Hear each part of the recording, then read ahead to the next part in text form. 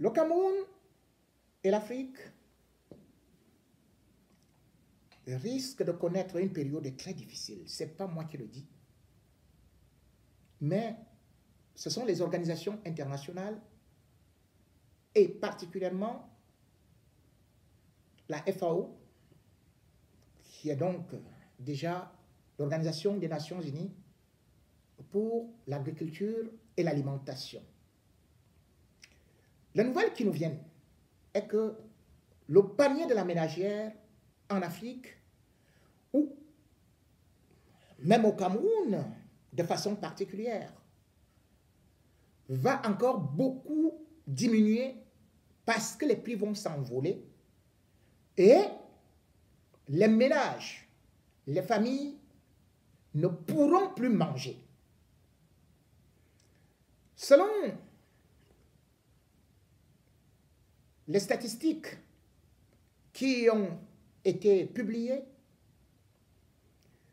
après une réunion de concertation mercredi entre, bien sûr, les représentants de l'Union européenne, le chef de la diplomatie, Borrell, avec deux autres représentants, et aussi le comité de lutte contre la faim, sans pour autant oublier ce qu'on appelle, bien sûr, le comité du Sahel, de l'Afrique de l'Ouest. La réunion qui s'est tenue en visioconférence nous a donné des sueurs froides. Les sueurs froides par rapport aux prévisions, à savoir que dans les 3 mois et 6 mois qui viennent, il y aura en Afrique 38 300 000 personnes qui seront frappées durement par la famine.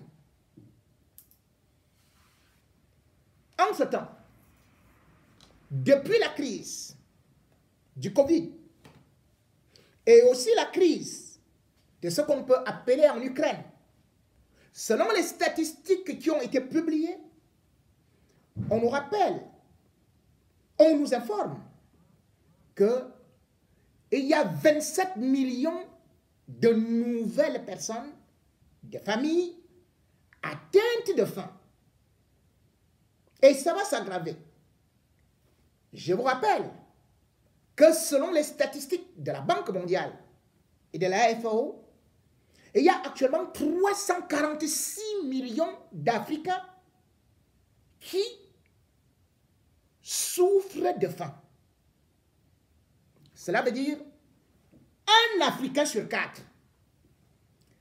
Et dans les prévisions, au regard de la guerre en Ukraine, et aussi de la flambée des prix à travers le monde, et particulièrement en Afrique, on nous dit donc que pour que les Africains ne puissent pas mourir de faim, parce qu'ils seront incapables de pouvoir manger,